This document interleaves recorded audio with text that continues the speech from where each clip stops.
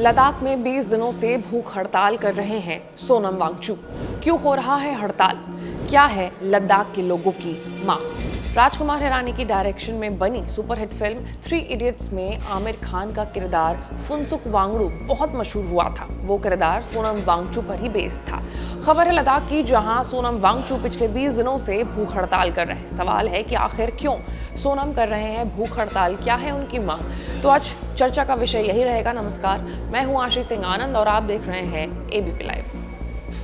सबसे पहले खबर क्या है वो जान लेते हैं। तो दरअसल लद्दाख को छठी अनुसूची के तहत राज्य का दर्जा और संवैधानिक सुरक्षा उपाय दिए जाने की मांग कर रहे हैं सोशल एक्टिविस्ट और एनवायरमेंटलिस्ट सोनम वांगचुक। पिछले 20 दिनों से भूख हड़ताल पर है। उन्होंने वीडियो जारी कर कहा है कि अभी तक सरकार से एक शब्द भी नहीं बोला गया है। The citizens, the ordinary, powerless citizens who have become such a support for Ladakh, who have become the media and taken our words far and wide to every citizen in the country. I'm sure it will reach our Prime Minister and the Home Minister and the Honorable President also.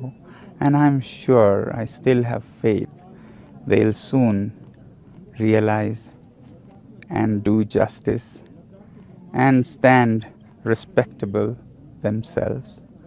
That's all I can say today.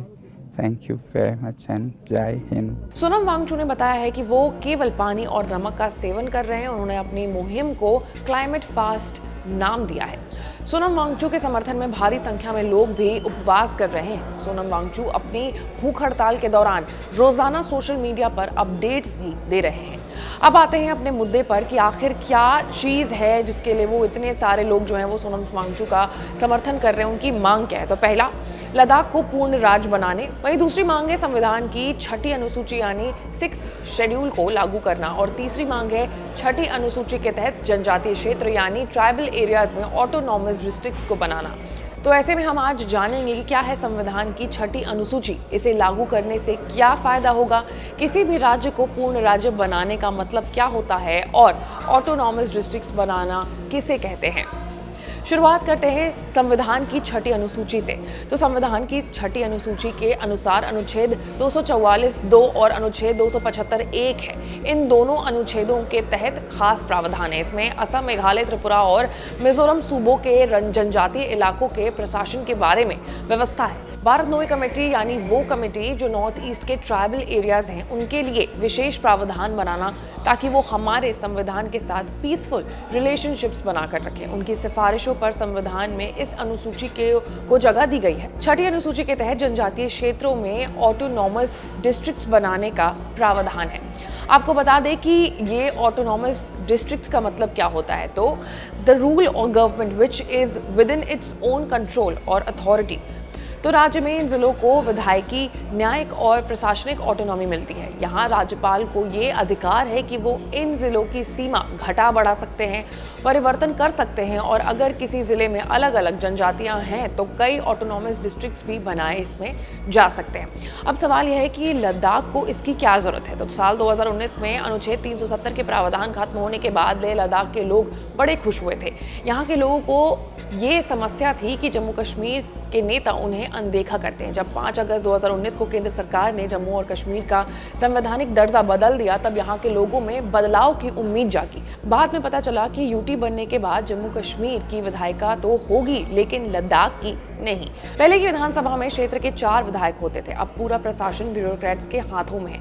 बहुतों को लगता था कि अब सरकार उनसे और दूर हो गई है। ऊपर से जम्मू और कश्मीर की डोमिसाइल नीति में बदलाव से इलाके की लैंड, रोजगार, डेमोग्राफिक और कल्चरल पहचान खत्म होने का डर भी था। अभी लेह और कारगिल में 2 हिल काउंसिल्स हैं, लेकिन वो छठी अनुसूची में नहीं आते हैं। उनकी शक्तियां कुछ लोकल टैक्सेशन और केंद्रों से मिली जमीन का इस्तेमाल तक ही सीमित है। अब ये भी जानना जरूरी है कि संविधान की छठी अनुसूची से क्या होता है फायदा। तो संविधान की छठी अनुसूची में आने से इस ऑटोनॉमस डिस्ट्रिक्ट्स में एक ऑटोनॉमस डिस्ट्रिक्ट काउंसिल यानी ADCS बनाने का प्रावधान है। अधिकतम 5 साल के कार्यकाल वाली ADC में 30 सदस्य हो सकते हैं। इस काउंसिल को भूमि, जंगल, जल, कृषि, ग्राम परिषद, स्वास्थ्य, स्वच्छता, ग्राम और नगर स्तर की पुलिसिंग, विरासत, विवाह और तलाक, सामाजिक रीति रिवाज और खनन जैसे मामलों से जुड़े कानून नियम बनाने का हक होता है। इस संबंध में केवल असम की बोडोलैंड टेरिटोरियल काउंसिल अपवाद है, जिसके 40 से ज्यादा सदस्य हैं और 39 विषयों पर कानून बनाने का अधिकार रखती है। आसान भाषा में समझे कि क्यों लद्दाख को ये दर्जा चाहिए, तो लद्दाख में केंद्र शासित प्रदेश बनाने के बाद से ही यहाँ के लेह और कारगिल इलाकों में जमीन की सुरक्षा, रोजगार और पॉलिटिकल रिप्रेजेंटेशन को लेकर परेशान थे और आवाज भी उठा रहे थे। इन दोनों इलाकों के लोगों में अपनी भाषा, संस्कृति को खो देने का डर सता रहा था और धीरे धीरे इसने विरोध का रूप भी ले लिया। पिछले 3 साल में इन इलाकों के लोगों ने इस केंद्र शासित प्रदेश के लिए विशेष अधिकारों और सुरक्षा उपायों की मांग कर रहे हैं और अपनी इन मांगों को मनवाने के लिए विरोध प्रदर्शन भी कर रहे हैं। वहीं काफी लंबे समय से सोनम वांगचू लद्दाख में लॉन्ग रन में होने वाली प्रॉब्लम्स को फ्लैग कर रहे हैं। इससे पहले भी कई बार सोनम वांगचू ने पानी और टूरिज्म जैसे मुद्दों पर सरकार को चेतावनी उन्होंने दी है। वहीं इस मुद्दे पर आपकी क्या राय है, आप कमेंट करके हमें जरूर बताएं और ऐसे तमाम बड़े खबरों के लिए देखते रहिए एबीपी लाइव। मैं थी आपके साथ आशी सिंह आनंद।